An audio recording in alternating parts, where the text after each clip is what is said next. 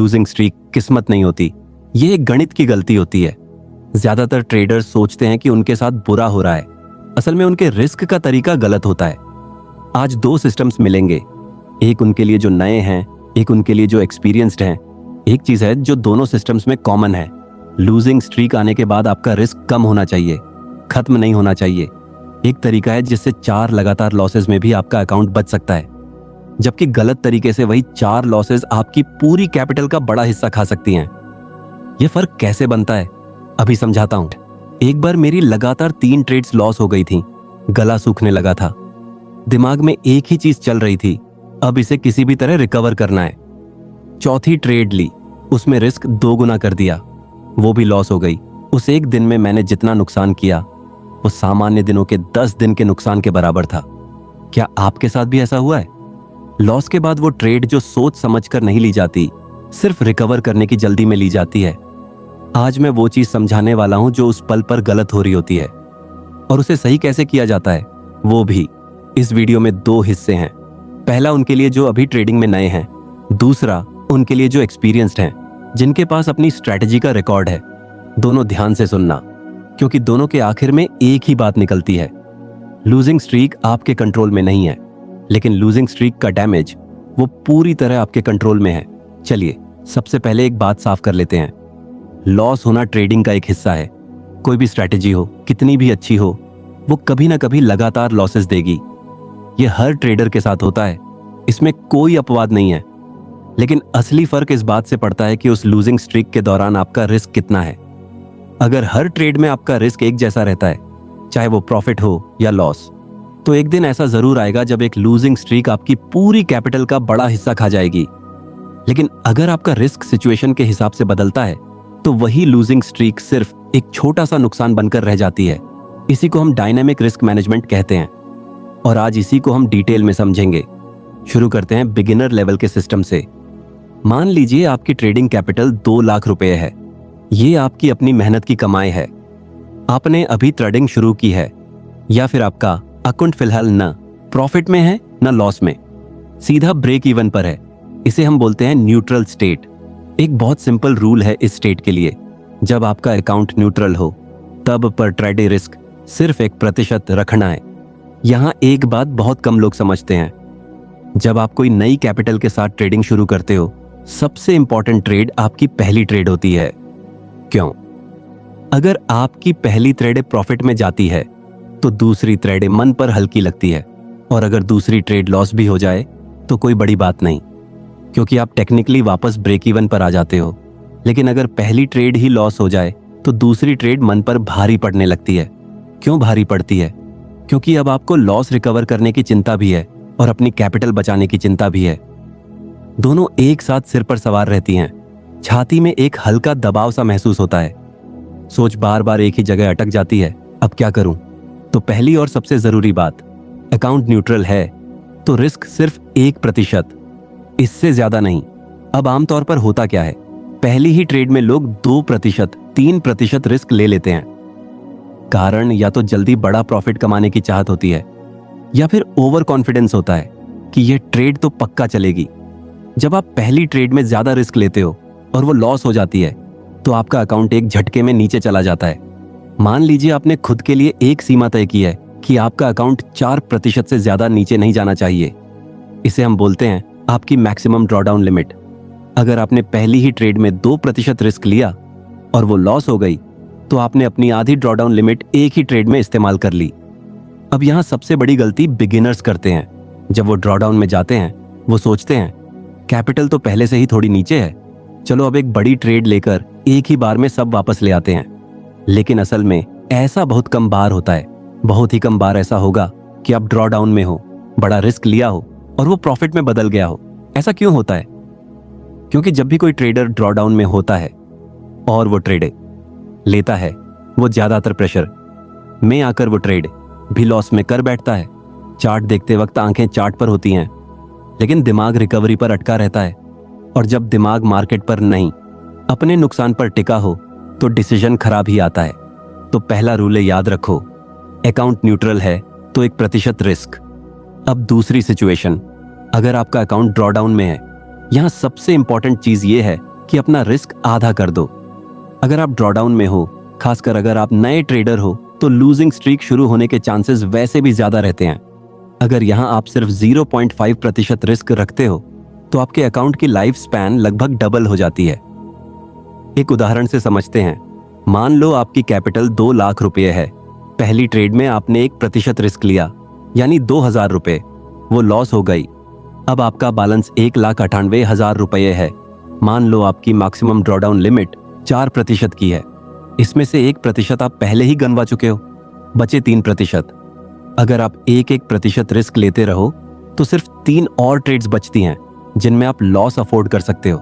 लेकिन अगर आप यहां से रिस्क आधा कर देते हो, यानी 0.5%, तो अब वही 3% की जगह 6 ट्रेड्स बच जाती हैं। 3 की जगह 6। यही है वो डबल होने वाली बात। सोचिए, अगर आपको 6 ट्रेड्स मिल रही हैं तो कम से कम 1-2 तो सही जाने के चांसेस बढ़ जाते हैं। अब वर्स्ट केस भी देख लेते हैं। मान लो आपकी लगातार 4 ट्रेड्स लॉस हो जाती हैं।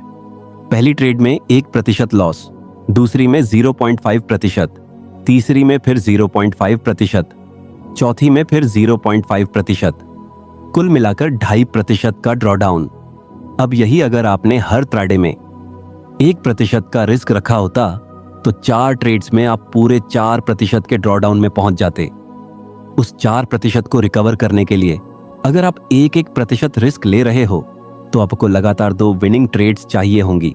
और लूजिंग स्ट्रीक के ठीक बाद, खासकर बिगिनर्स के लिए, back to back winning trades बहुत मुश्किल से आती हैं। कॉन्फिडेंस हिल चुका होता है और साइकोलॉजिकल प्रेशर में इंसान या तो पूरी तरह हार मान लेता है या फिर एक बड़ा जुआ खेलकर सब एक साथ वापस लेने की कोशिश करता है। लेकिन अगर आपका ड्रॉडाउन सिर्फ 2.5% का है तो रिकवरी के लिए सिर्फ 1-2 अच्छी ट्रेड्स चाहिए और मन पर प्रेशर भी कम रहता है। एक बात और, जैसे ही आपका अकाउंट वापस न्यूट्रल स्टेट पे आ जाए, आप फिर से 1% रिस्क पर वापस आ सकते हो। अब तीसरी सिचुएशन, मान लो आपकी पहली ट्रेड प्रॉफिट में चली गई। अब आप प्रॉफिट में हो। जब आप प्रॉफिट में हो तो आप रिस्क थोड़ा बढ़ाकर 2% कर सकते हो। मान लो आपकी कैपिटल अब 2,04,000 रुपए हो गई है, क्योंकि पहली ट्रेड में आपने 1% गेन किया। अब अगर यहां आप 2% रिस्क करते हो और वो प्रॉफिट में जाती है तो आप 4% गेन करोगे। मतलब आपका बैलेंस 2,12,000 के आसपास पहुंच जाएगा। लेकिन अगर वो लॉस होती है तो आप सीधा वापस अपनी शुरुआती 2 लाख रुपए पर आ जाओगे। कोई असली नुकसान नहीं। यहाँ लोग सोचेंगे, अरे ये तो हम सेम चीज कर रहे हैं, बस रिस्क सिचुएशन के हिसाब से ऊपर नीचे हो रहा है। बिल्कुल सही समझे। यही डायनामिक रिस्क मैनेजमेंट है। सबसे जरूरी बात यहाँ ये समझनी है कि इस तरीके में आपका ड्रॉडाउन हमेशा एक सीमित दायरे में रहता है। वो कभी बेकाबू नहीं होता।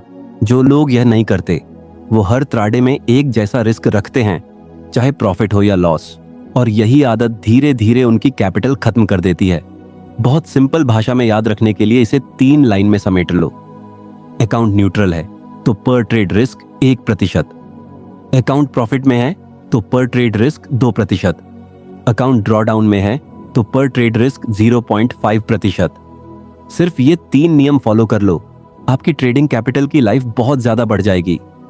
अगर अभी तक आप प्रॉफिटेबल नहीं हो, अगर हर महीने आपकी कैपिटल का बड़ा हिस्सा उड़ जाता है, तो सिर्फ ये एक बदलाव आपकी पूरी सिचुएशन पलट सकता है।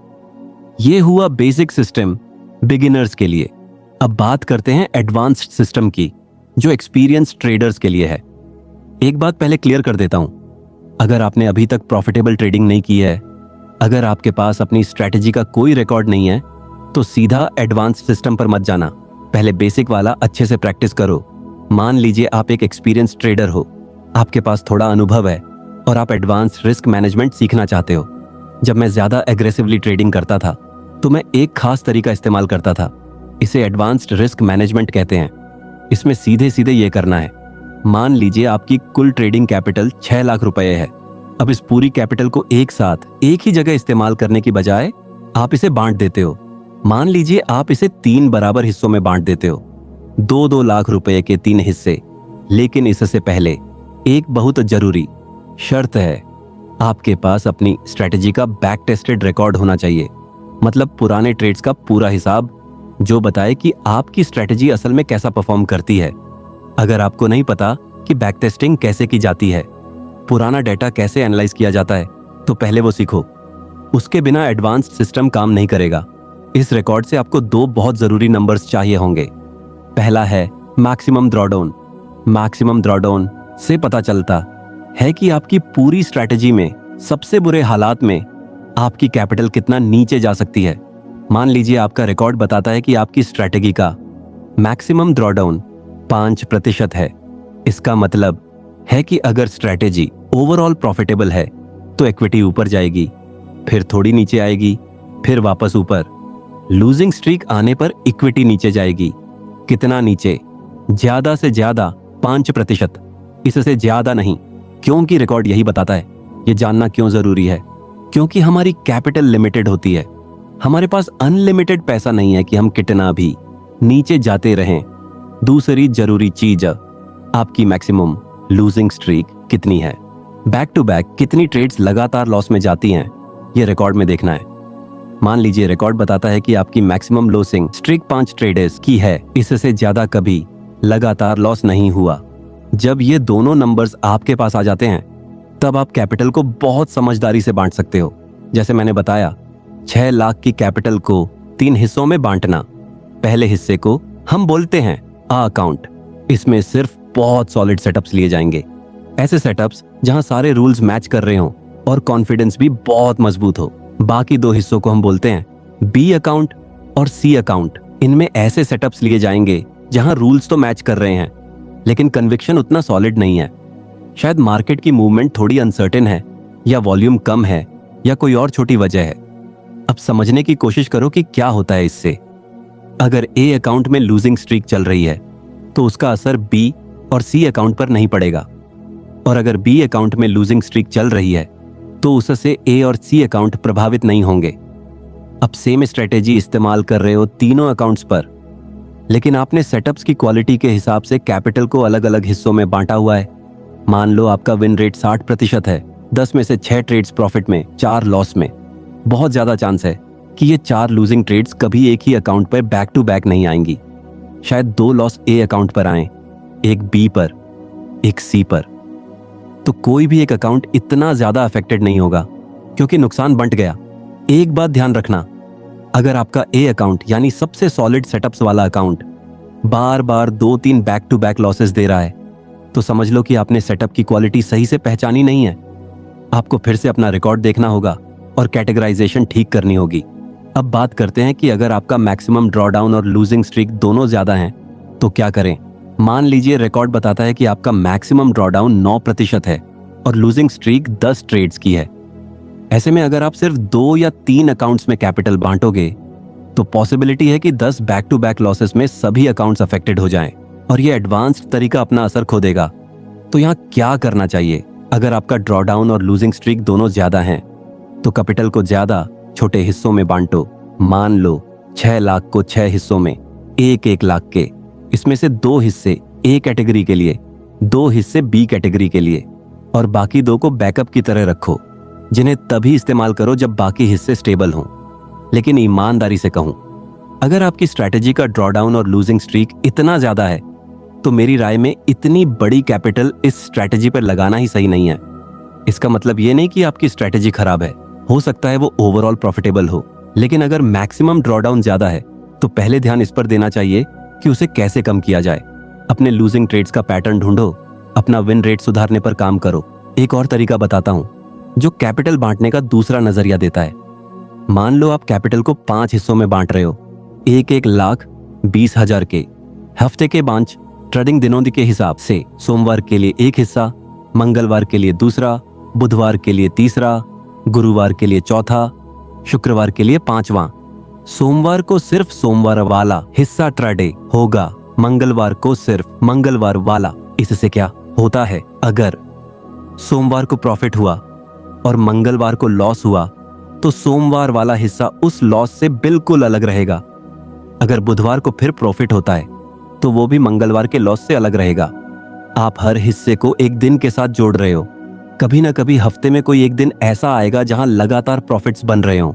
और अगर आपका रिकॉर्ड है तो आपको यह भी पता चल सकता है कि आपकी स्ट्रैटेजी किस दिन सबसे अच्छा परफॉर्म करती है। जैसे मान लीजिए आपका रिकॉर्ड बताए कि बुधवार और गुरुवार आपके सबसे मजबूत दिन है, तो आपको पहले से पता होगा कि इन 2 दिनों वाले हिस्से सबसे तेजी से बढ़ेंगे। ये हुआ एडवांस्ड सिस्टम का दूसरा तरीका, लूजिंग स्ट्रीक को कंट्रोल करने का। अब एक बहुत जरूरी बात कहना चाहता हूं, जो शायद इस पूरे वीडियो की सबसे मुख्य बात है। लूजिंग स्ट्रीक रोकी नहीं जा सकती। ये किसी भी स्ट्रैटेजी का, चाहे वो कितनी भी बढ़िया हो, एक हिस्सा है। लेकिन जो चीज आपके हाथ में है वो ये है कि लूजिंग स्ट्रीक के दौरान आप कितना रिस्क ले रहे हो। अगर आप हर बार सेम रिस्क रखते हो, चाहे प्रॉफिट हो या लॉस, तो एक दिन ऐसा आएगा जब एक लूजिंग स्ट्रीक आपकी पूरी कैपिटल को बड़ा नुकसान पहुंचा देगी। लेकिन अगर आप डायनामिक रहते हो, अगर ड्रॉडाउन में रिस्क कम करते हो, अगर अपनी कैपिटल को समझदारी से बांटते हो, तो वही लूजिंग स्ट्रीक जो पहले सब कुछ खत्म कर सकती थी, अब सिर्फ एक छोटा सा झटका बनकर रह जाएगी। फिर से एक बात दोहराना चाहूंगा, दोनों सिस्टम्स एक साथ मत आजमाना। अगर आप बिगिनर हो, पहले basic dynamic risk sizing practice करो। न्यूट्रल पर 1%, प्रॉफिट में 2%, ड्रॉडाउन में 0.5%। जब आपके पास कुछ महीनों का रिकॉर्ड बन जाए, आपको अपना मैक्सिमम ड्रॉडाउन और मैक्सिमम लूजिंग स्ट्रीक पता चल जाए, तब एडवांस्ड सिस्टम की तरफ बढ़ना।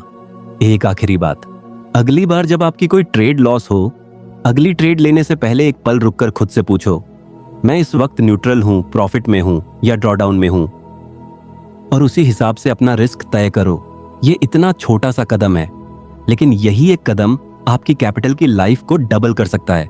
कमेंट में बताओ, आपकी सबसे लंबी लूजिंग स्ट्रीक कितनी ट्रेड्स की थी, और उस वक्त आपने अपना रिस्क बढ़ाया था या घटाया था। अगर आपको ऐसे और सिस्टम्स चाहिए ट्रेडिंग कैपिटल को बचाने के लिए, कमेंट में जरूर लिखना।